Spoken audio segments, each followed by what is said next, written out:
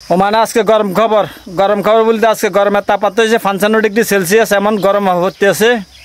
গরমের কোনো শেষ নাই। সকালবেলা আসি কাজে, দেখেন গোসল হয়ে গেছে, গান্ধী গোসল হয়ে গেছে কই। এই কেজিটা যদি সিফি এই যে মনে করেন 1 কেজি করে পানি উঠব, কি প্রচুর পরিমাণ পানি উঠতে আছে দেখছেন নি। যদি সিফি যে গরম পড়তে আছে, বাংলাদেশে বলে গরম, এ দেশে বলে হারারা রতুবা জিয়াদা। কি করবো, হিয়ার ফরতে গরম নিয়ে কাজ করতো, এই গরম নিয়ে কাজ করতো, মালিকের করা কিছু নেই। সকাল 6টা বাজে আসি, এখনো কাজ ছাড়তে পারি না গরমে।